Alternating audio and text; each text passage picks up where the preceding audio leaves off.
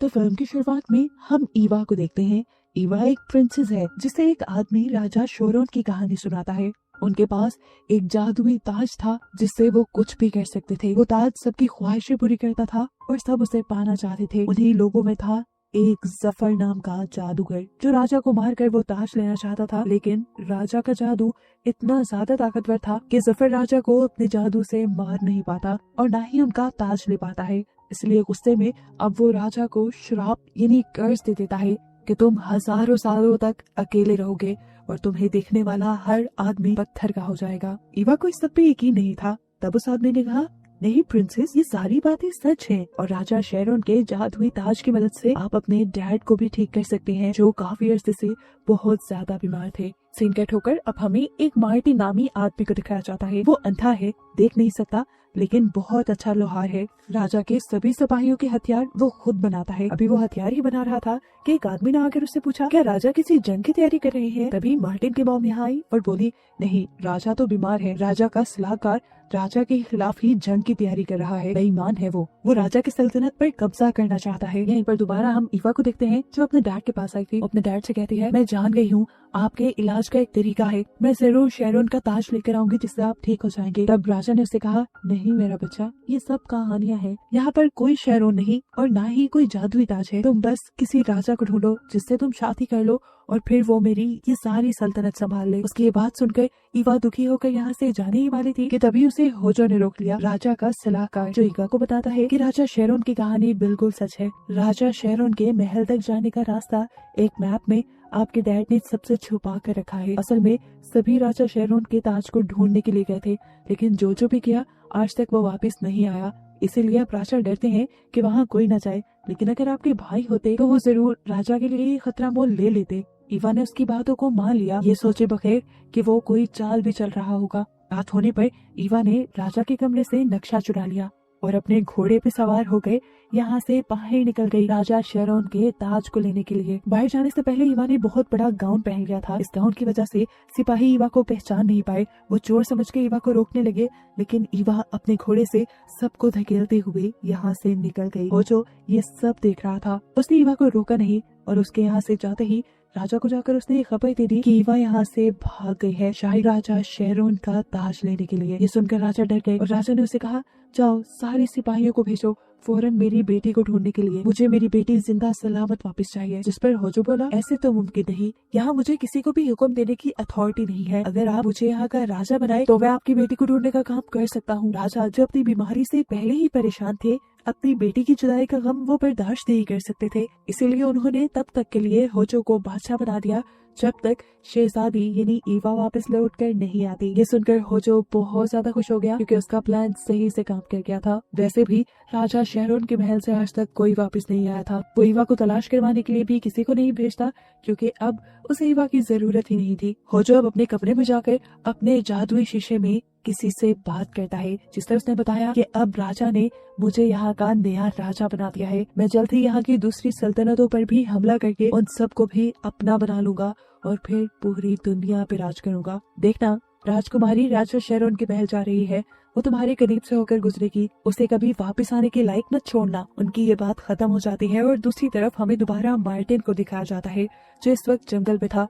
अंधा होने के बावजूद भी वो बड़ी अच्छे से सारे काम कर रहा था और अब वो एक क्रिसमस ट्री लेकर घर आता है जहाँ उसकी मॉम उसे डांटती भी है, तुम क्यों रोज रोज इतने खतरों में चले जाते हो। तब मार्टिन कहता है, मॉम आप फिक्र ही ना किया करिए, मैं सारे काम कर सकता हूँ। बेशक मेरी आंखें नहीं, लेकिन मेरी बाकी सब सेंसेस ज्यादा काम करती हैं। वो क्रिसमस ट्री लेकर आया था क्योंकि आने वाले दिनों में क्रिसमस आने वाला था और वो इस ट्री को खुद सजाना चाहता था। अभी ये लोग बात ही कर रहे थे कि दिखाया गया कि ईवा भी इनके शहर में पहुंच गई। ईवा को अपनी पुरानी तलवार की धार लगवानी थी। जब उसने लोगों से किसी लोहार के बारे में पूछा तो लोग उसे मार्टिन के घर ले गए। मार्टिन उसके करीब जाता है और उससे पूछता है, मैं आपकी क्या मदद कर सकता हूँ। ईवा कहती है, मुझे अपनी तलवार की धार लगवानी है और अपने घोड़े की नाल भी डलवानी है। मार्टिन ने कहा, जब तक मैं ये सब करूँ आप मेरी मॉम के पास ठहर सकती है। ईवा उसकी बात मानते हुए उसके घर का दरवाजा नॉक करने लगी। वो औरत जैसे ही बाहर निकली तो खुशी से हाँप गई। वो ईवा को पहचान गई थी। एक प्रिंसेस को अपने घर देखकर वो इतना कंफ्यूज हो गई कि उसे समझ नहीं आया क्या करे। उसने प्रिंसेस को अपने घर पर बिठाया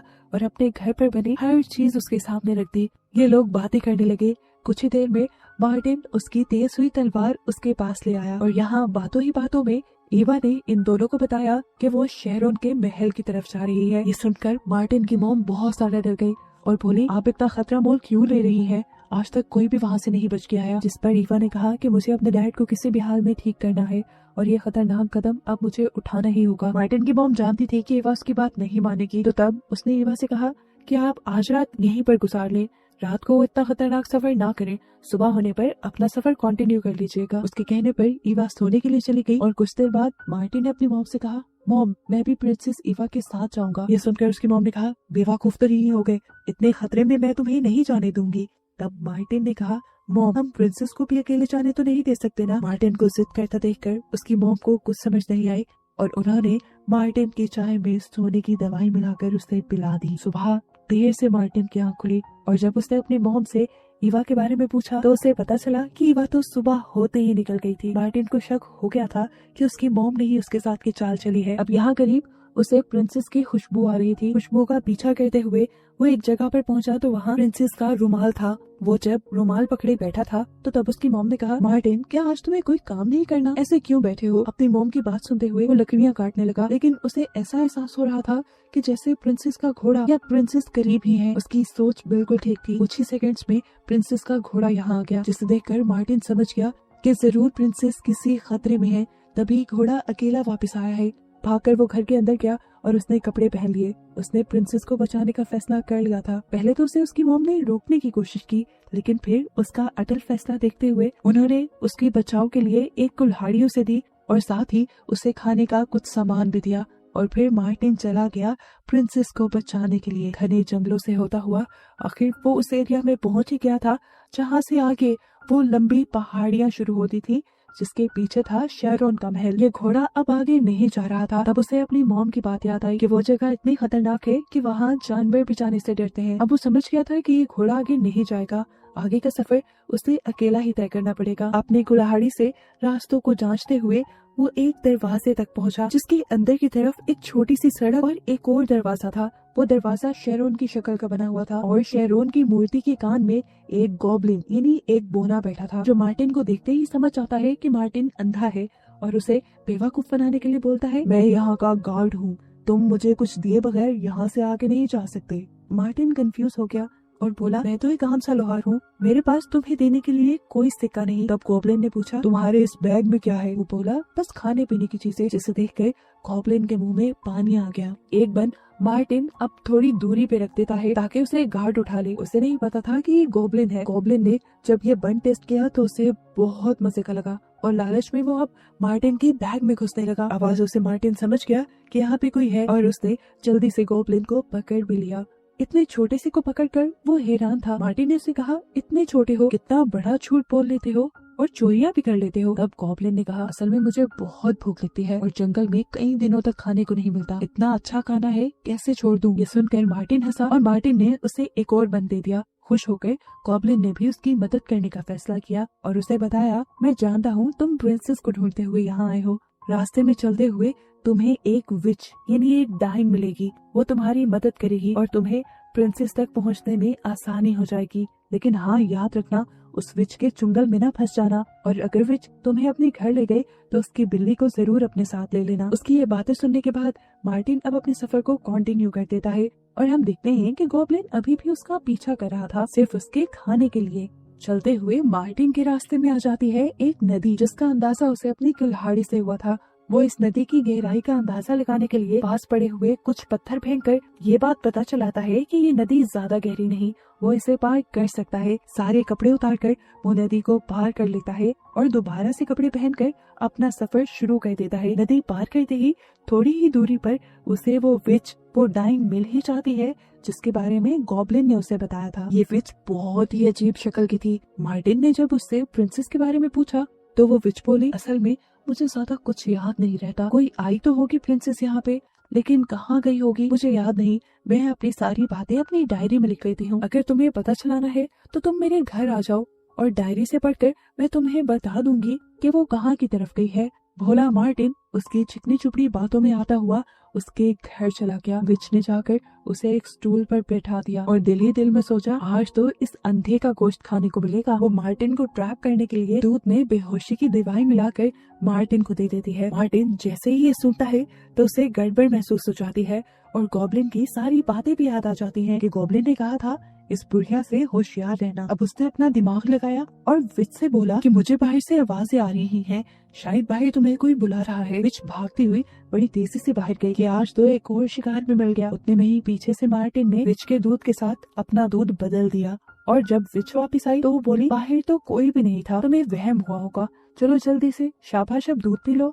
मार्टिन ने भी दूध पी लिया और फिर बेहोशी का नाटक करने लगा क्योंकि वो जानता था कि ऐसे विच नहीं मानेगी। विच अब खुशी खुशी आग जलाने लगी कि वो मार्टिन को पका लेगी, लेकिन इतने में खुद ही बेहोश हो गई। उसे जब होश आया तो मार्टिन ने उसे उबलते हुए पानी के ऊपर लटकाया हुआ था। वो बोला, बताओ मुझे प्रिंसेस के बारे में, नहीं तो मैं तुम्हारा अभी सूप बना दूंगा। विच डर गई और उसने सच सच मार्टिन को बता दिया कि प्रिंसेस किस रास्ते पर गई थी। इसके बाद वो विच बोली, मुझे नीचे तो उतारो, लेकिन मार्टिन उसे उतारे बगैर वहाँ से चल पड़ा। मार्टिन अब आगे की तरफ बढ़ने लगा। रास्ते में मुश्किलें अब बढ़ती जा रही थी। ये पहाड़ियाँ तो हर कदम पे मुश्किलें लेकर आ रही थी। एक तो ऊंचाई में ये पहाड़ी थी। मार्टिन को ऊपर की तरफ चढ़ते हुए बहुत मसला हो रहा था। अब यहाँ गॉब्लिन उसकी मदद करने के लिए बोला, जिस पहाड़ी पे तुम चढ़ रहे हो ना, ये बहुत पतली है, अगर तुम गिर गए तो फंस जाओगे, निकलना आसान नहीं होगा। पर मार्टिन हिम्मत करता रहा। कुल्हाड़ी से ऊपर की ऊंचाइयों का अंदाजा लगाते हुए वो ऊपर की तरफ चढ़ता रहा।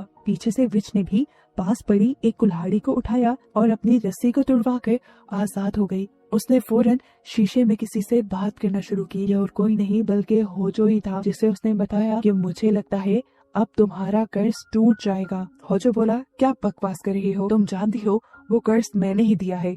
मैं ही हूँ असली जफर जो 1000 साल से जिंदा है। मैं ही वो जादूगर हूँ जिसने वो शराब दिया था। मैं अभी नहीं मरा तो वो शराब कैसे टूट सकता है। तब बूढ़ी औरत बोली कि अगर कोई एक दिन तक बिना शेरोन को देखे उसके साथ गुजार दे तो उसका शराब टूट जाएगा और अब मार्टिन नामी बंदा तुम्हारा ये शराब तोड़ देगा क्योंकि वो अंधा है और वो शेरोन के महल की तरफ जा रहा है। ये सुनकर उसे बहुत ज्यादा गुस्सा आया और वो फौरन अपना काला जादू चलाते हुए काले धुएं छोड़कर फौरन ही मार्टिन के पीछे आ गया। इस टाइम मार्टिन एक अजीब सी पहाड़ी पे था जिसपे चढ़ना कहीं मुश्किल था। मार्टिन ने हिम्मत नहीं हारी और आहिस्ता आहिस्ता कदम बढ़ाते हुए अपना पूरा जोर लगाते हुए वो ऊपर चढ़ने लगा।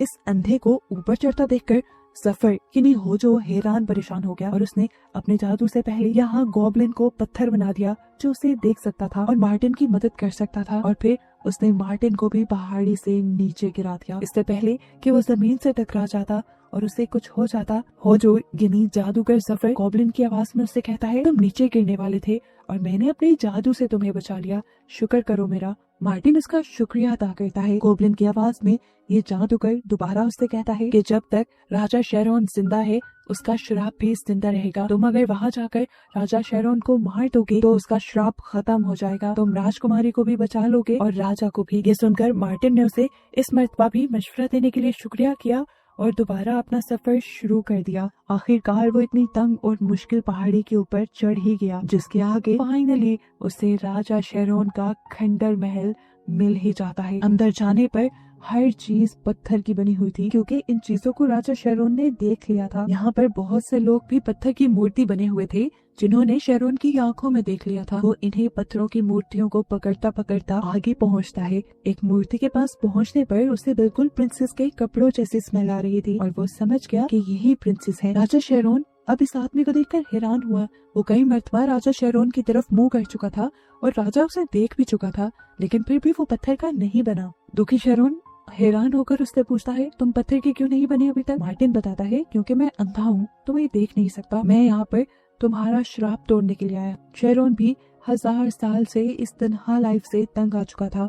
उसने मार्टिन से पूछा, तुम्हारे पास कौन सा रास्ता है श्राप तोड़ने का? तब मार्टिन ने बताया कि मुझे एक गॉब्लिन से पता चला है कि आपको अगर मार दिया जाए तो आपका श्राप टूट जाएगा। अपनी जिंदगी से तंग शेरोन ने उसके सामने घुटने टेक दिए और उसे कहा, मार दो मुझे, अगर इसमें ही सबकी भलाई है तो मार दो। मैंने आज तक किसी के साथ कुछ बुरा नहीं किया, लेकिन फिर भी अगर इस चीज की मुझे सजा मिलती है तो दो मुझे सजा। मार्टिन ने उसे मारने के लिए कुल्हाड़ी उठा भी ली, लेकिन उसे शेरोन को मारना अच्छा नहीं लगा। उसने शेरोन से कहा, आपने आज तक किसी को नहीं मारा, कोई जुल्म नहीं किया, तो आपको ये सजा क्यों मिले? ये सब सुनते हुए अब अचानक से जादूगर सफर इनके सामने आ जाता है। वो मार्टिन से कहता है, तुमने इसे मारा नहीं, मेरा सारा प्लान तुमने चौपट कर दिया, अब देखना मैं तुम्हें बताता हूँ। वो अपने काले जादू से मार्टिन को उठाकर नीचे पटक देता है। मार्टिन इस मर्तबा खड़ा हो जाता है और बोलता है, मैं उस टाइम समझ गया था कि वो गॉब्लिन नहीं कोई और ही बोल रहा है। शुक्र करो मैंने राजा को मारा नहीं, वरना मेरे हाथ से बहुत बड़ा जुर्म हो जाता। उसकी ये बातें सुनकर जादूगर को एक और मर्तबा गुस्सा आया और उसने मार्टिन को अपने काले जादू में जकड़ लिया। जब मार्टिन बिल्कुल मरने के करीब था तो जादूगर ने उसे दोबारा जमीन पर फेंक दिया और बोला कि मैं तुम्हें तड़पा कर मारूंगा। तड़पते हुए मार्टिन के पास शेरोन ने उसकी ही कुल्हाड़ी फेंकी। कुल्हाड़ी को अपने पाँव के पास लगते ही मार्टिन समझ गया कि उसे क्या करना है। यहाँ जादूगर भी एक ही बार में अब मार्टिन को मारने की तैयारी कर रहा था और ये बात उसने मार्टिन से कह भी थी। इससे पहले कि वो अपना जादू करता और मार्टिन को मार देता, एकदम से मार्टिन कुल्हाड़ी उठाकर घुमाते हुए उसके सीने में फेंक देता है, जिससे सफर का काला जादू यहीं पर भस्म होने लग जाता है। इसके बाद करीब जाकर मार्टिन उसके सीने से जैसे ही कुल्हाड़ी निकालता है तो जादूगर मर जाता है और काला धुआं चारों तरफ फैल जाता है। उसकी बॉडी भी काले धुएं में मिल जाती है और यहाँ पर एक छोटा सा चूहा रह जाता है जो यहाँ से भागने की कोशिश कर रहा था। लेकिन तभी मार्टिन की बिल्ली जो मार्टिन विच के घर से लेकर आया था वो उस चूहे को पकड़कर खा जाती है और ऐसे सफर का सारा किस्सा तमाम हो जाता है। राजा शेरोन के ऊपर से उसका श्राप यानी कर्ज भी टूट जाता है और यहाँ पत्थर के सभी बने लोग भी आजाद हो जाते हैं, नॉर्मल हो जाते हैं। मार्टिन की ये बहादुरी देखकर शेरोन बहुत खुश था। 1000 साल बाद वो आजाद हुआ था और इसकी वजह सिर्फ मार्टिन की बहादुरी थी। उसने मार्टिन से पूछा, बताओ तुम्हारी क्या ख्वाहिश है, मैं अभी पूरी कर देता हूँ। मार्टिन बोला, मैं सिर्फ यहाँ प्रिंसेस ईवा को बचाने आया था, इसके अलावा कुछ नहीं। शेरोन को उसकी खुददारी भी पसंद आई और वो बोला, मैं जानता हूँ तुम खुद कुछ नहीं मांगोगे, लेकिन मुझे पता है इस टाइम तुम्हें किस चीज की सबसे ज्यादा जरूरत है। वो यहाँ मार्टिन को उसकी आंखों की रोशनी दे देता है। मार्टिन पहली मर्तबा ये सारी दुनिया देख रहा था और बहुत ज्यादा खुश था। ये लोग अब जाने ही वाले थे, लेकिन तभी शेरोन ने उसे कहा, रुको, मैं अब बूढ़ा हो गया हूँ, जल्द ही मर जाऊंगा, मेरी सल्तनत अकेली रह जाएगी, इसीलिए आज से मैं तुम्हें और प्रिंसेस ईवा को यहाँ का राजा और रानी बनाता हूँ, अपनी सल्तनत तुम्हारे हाथ में देता हूँ। ये फैसला सुनकर सभी बहुत ज्यादा खुश हो जाते हैं